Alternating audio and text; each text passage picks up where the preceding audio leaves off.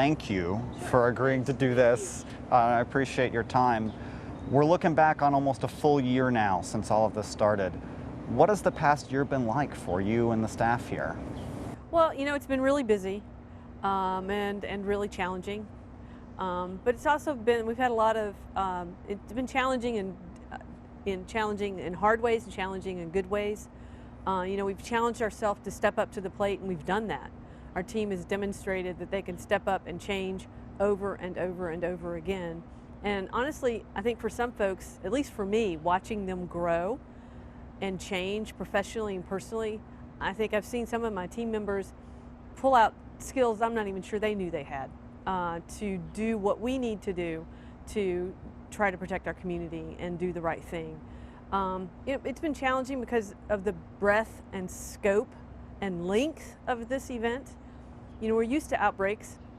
They last a couple of months, usually. An investigation lasts a couple of months. This has been much longer. So that length of time and the overall community encompassing character of COVID, it's affecting all businesses. It's affecting all families. It's not just a few families in one business or a couple of businesses. It's everybody.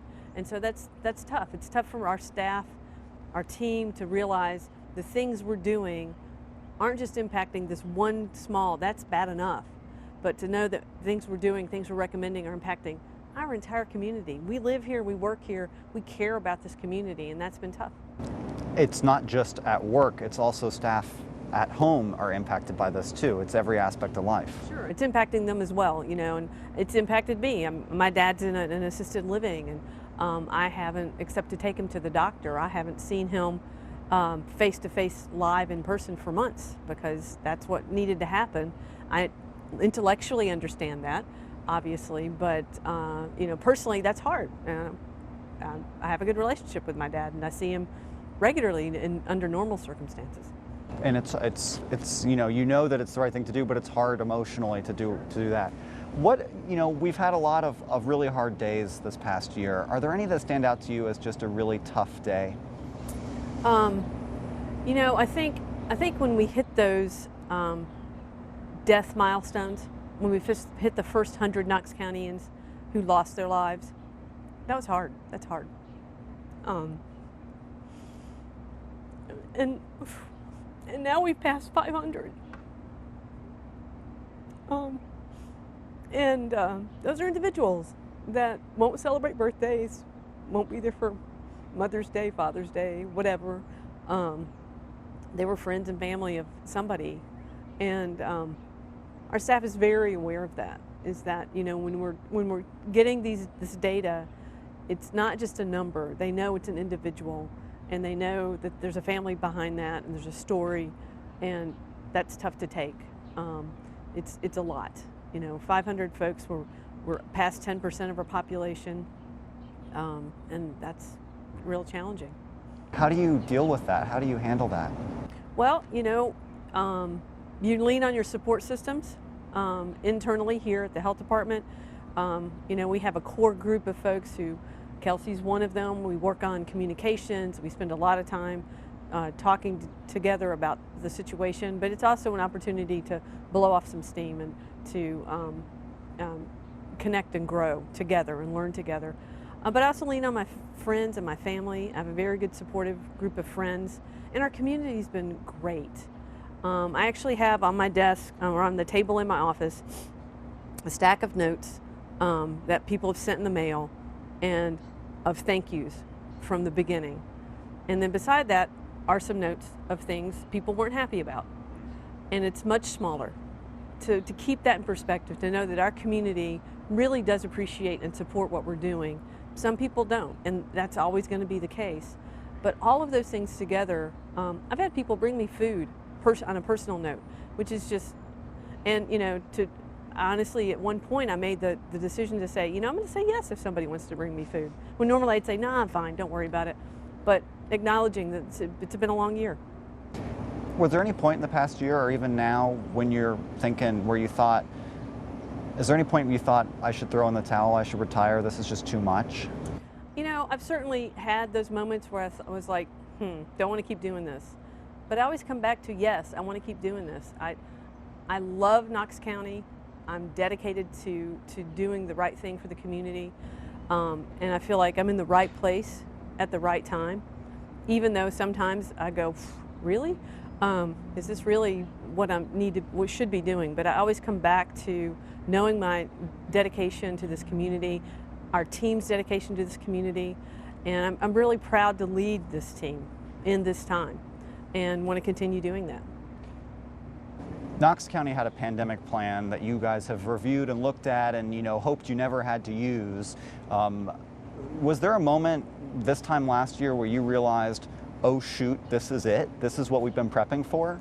Yeah, I think for me it was really, so the first cases occurred in Washington State, and shortly after those first cases, we saw domestic transmission. So cases, some people who'd never traveled, people who hadn't been outside the United States. So that sets it apart from Zika and Ebola and the other things that we've had to deal with, because now this is on our turf, and it's being transmitted on our turf, which is different than all of those other things. And we had been planning already and pulling out the plan and looking it over and talking about how this would be different and what are the differences between this and the plan that we have. But that for me was when it really was like, okay, we're going to see cases. We're going to have cases in Knox County. Have no idea how many cases we're going to have, but we're definitely going to have them. And we need to really be prepared for that. And we'd already been planning, and we continued to do that until, and even now we continue to review what we're doing and how we're doing it to improve it. And then we got our first case, of course, in March, and we were up and running. Did you expect, a year ago when you first started saying, okay, this is going to happen in our county, did you think it would look like what it does now? No, I didn't. And I think I've said this before, we had those plans, and we practiced and practiced and practiced, and at the tabletops and even those pretend large scale exercises, everybody's it just goes smoothly. We're not, it's just, it's very different.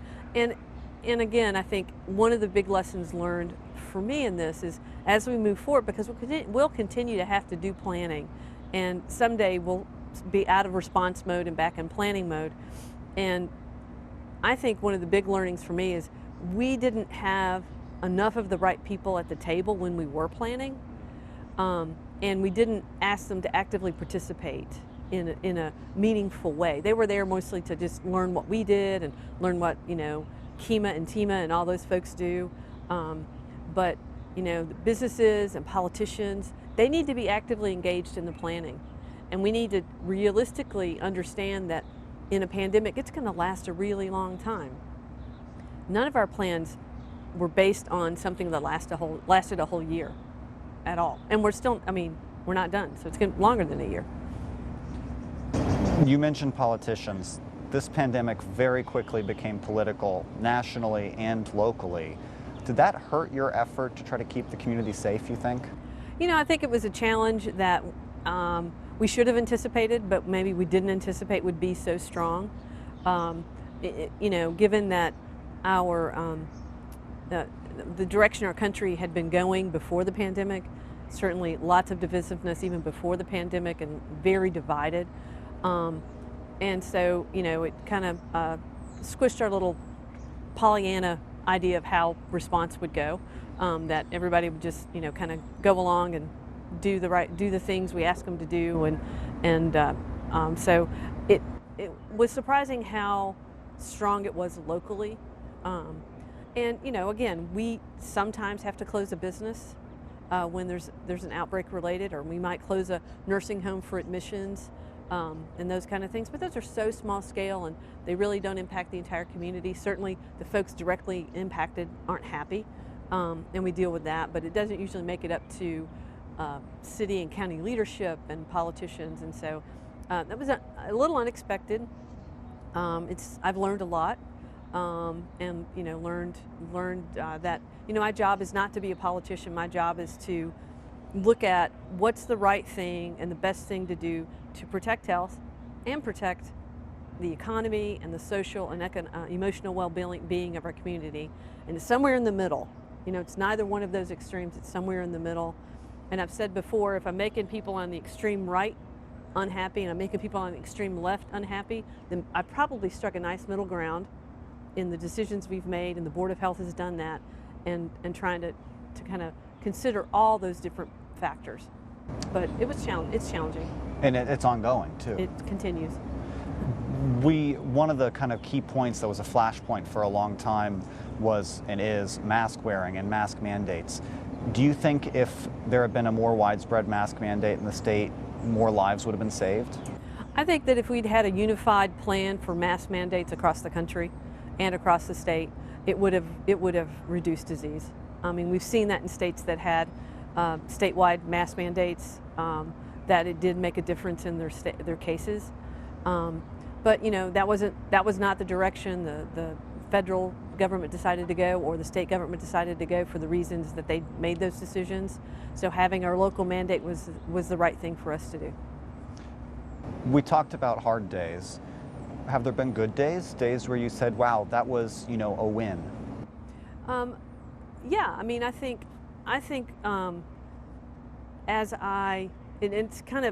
it's not one day, but it's the feeling that we as a community have kind of turned a corner, and I see, when I'm going out to the grocery store and I'm living my life, because I have to. I mean, I'm not going to stop living my life. Seeing more people with masks on, seeing our signs posted telling people that they need to wear a mask. It's very affirming, and you know that those businesses and those people are supporting what you do. And right now, seeing our cases go down, and seeing that, okay, this isn't just a couple of days where we're seeing cases go down. We've now seen cases continue to go down for about a month, which is a couple of incubation periods. That's really encouraging. But I say that, but I also have to go back and say, not a time to go, oh, we don't need to do any of that stuff anymore. It's more important than ever that we all continue to do the 5 core actions so that we don't see those numbers reverse. When we got our first vaccine and we were able to get some folks vaccinated, our staff was so happy to be able to do something positive for the community, and not just be telling people, you got to stay home for 14 days, because nobody wants to stay home for 14 days. I talked to some staff after we got more vaccine, and they were able to reach out to people who wanted vaccine and get them an appointment, and they're like, it's the best thing ever. We've been taking all these calls about don't wear a mask and what are you doing, and upset about things, and now we're able to reach out and give somebody something they want. And so it's just been a really positive thing for our entire staff to be able to go, oh, okay, we do this too. So I want to talk about vaccines. How do you think the rollout has gone so far? I think the rollout's been bumpy, but I expected it to be bumpy. Honestly, flu season is bumpy every year. It's kind of interesting. Nobody really knows that, but every year for flu vaccine, it's like, okay, you get your first shipment on this date, and then it gets closer to that date, and it's like, oh, no, really, it's going to be 2 weeks later. And really, it's not going to be as much as you ordered the first time. It's going to be less. So we weren't surprised by that bumpiness, that it's a massive undertaking. When I think about what the federal government and the state government are trying to do, and what we're doing here, little old Knox County, doing our part to help the state allocate doses, it's a lot of work. It's, and this vaccine has been the first 2 that were approved. They're complicated to store, they're complicated to use. So just added to all of that bumpiness and a little bit of chaos. And I'm really proud of how many people we vaccinated here in Knox County. I'm really appreciative of our hospital partners and others who've come on board, like the university who are doing some vaccinating, and now Summit Medical is doing some vaccinating. So I'm very proud of how that's happened. I think we have really good, those pre-pandemic relationships paid off. And we're able to come together and move forward together to vaccinate folks. And there are lots of different ways to roll out vaccine. I don't think there's any perfect way to do that.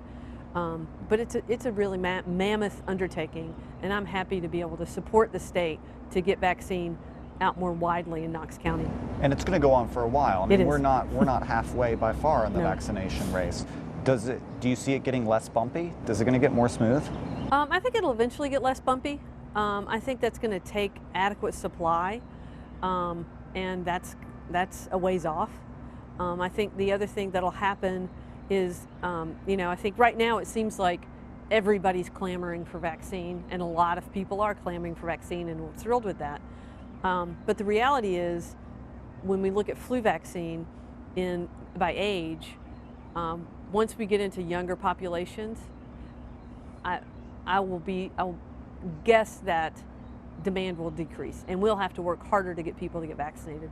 And even now, in some minority populations and high-risk populations, our Hispanic community, our African American community, and our immigrant community, we are working very hard with groups that work with those folks to increase vaccination rates, because there's a lot of skepticism about vaccine. There's a lot of myth that we're having to really overcome to increase vaccination among those folks. So even now, publicly it looks like everybody's clamoring for vaccine, and a lot of people are, but there are pockets of people who are going, I'm not sure.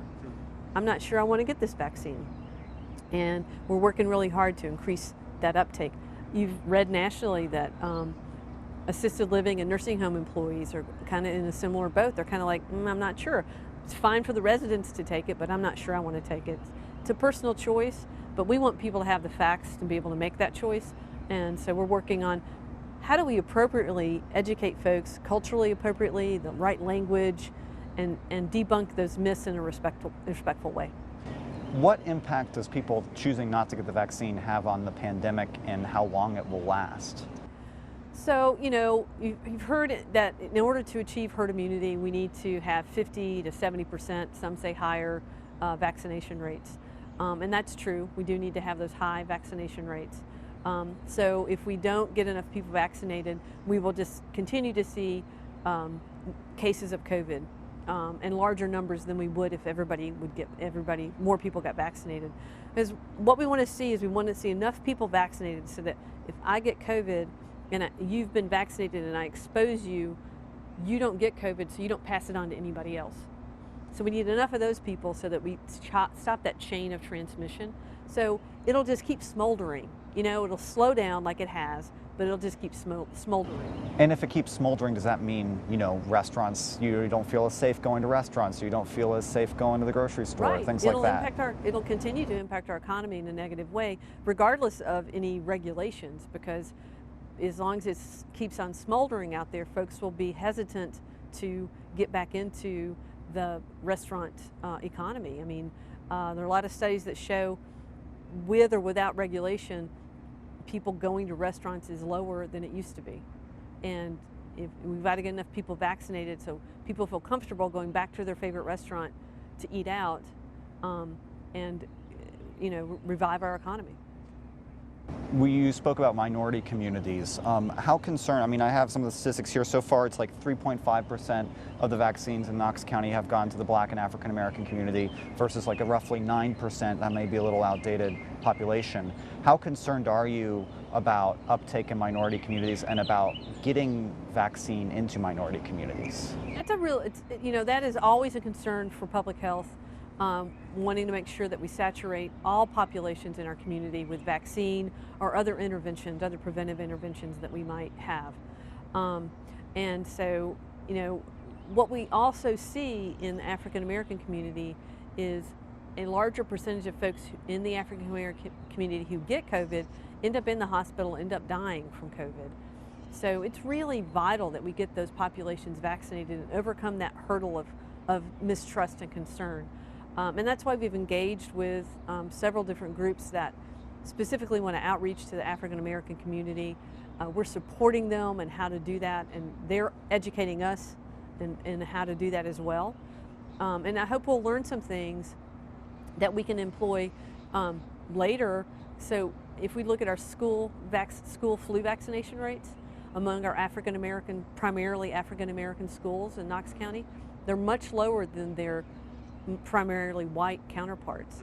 And so we've been doing that for 13 years and we've yet to overcome that hurdle. So can we use something we learned from COVID to better vaccinate those schools in those African American communities? And I hope we can. I just have a few more questions because I know that we're probably up against the amount of time you have. One looking back and then a couple looking forward. We talked about hard days, we talked about good days. Were there any lessons learned, mistakes made that you look back over the past year and you're like, gosh, I wish that would have gone differently? Yeah, I mean, I think one of the things, one of my lessons learned is really, and it shouldn't be a lesson learned because we know how important communication is, but how to keep everybody who needs to know the information in the loop in the appropriate way, and managing time and communication.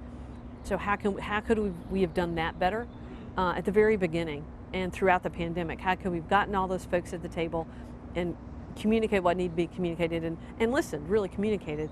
We have people very widely split about how this should have gone down, but how could we get those groups in the room and come together and understand what we have in common, and then because we all want to get past the pandemic, we all want more people to get vaccinated, we all want life to go back to more pre-pandemic and the economy to come back.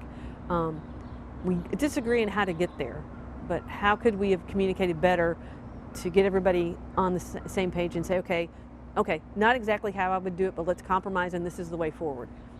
I'm not sure how you do that, but I think that's one of those things that I definitely have learned. I think that I think one of the other things is not fully understanding the scale, because we kind of started with low number of cases and then, kind of marched along with not too many cases, and then all of a sudden we kind of shot up. And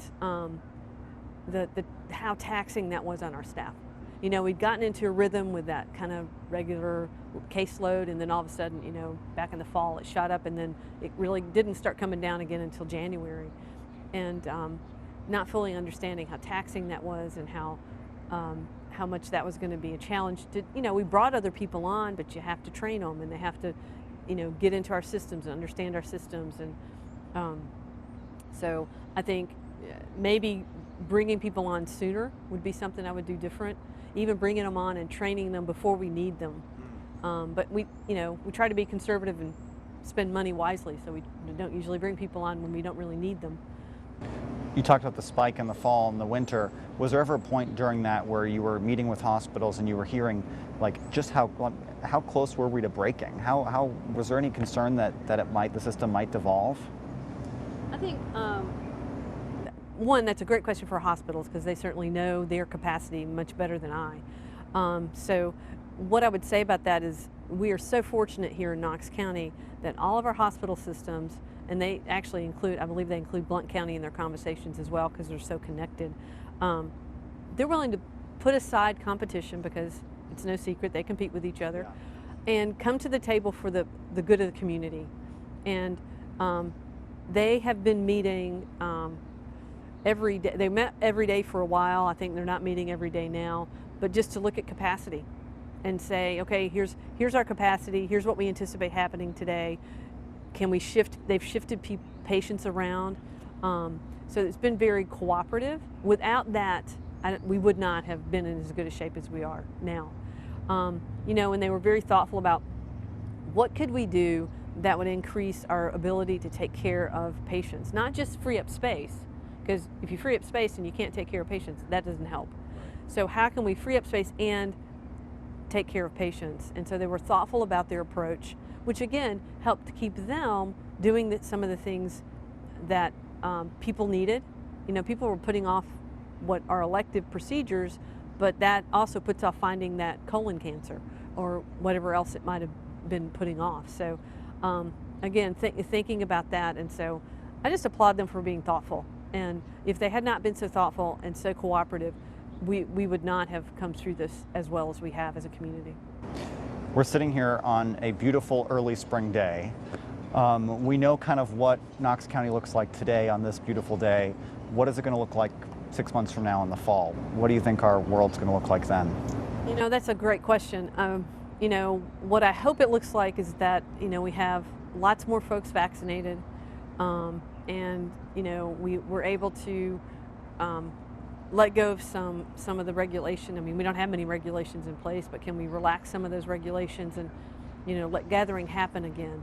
I think we'll still be wearing masks for quite some time. I know people don't want to hear that, but I just think that's reality. I think we're going to continue to need to wear masks for a while until we, so right now we've been vaccinating for a couple of months. And in Knox County, we have about 10 to 11% of our population has received at least one dose of vaccine. So if we keep going 10% every 2 months, it should pick up.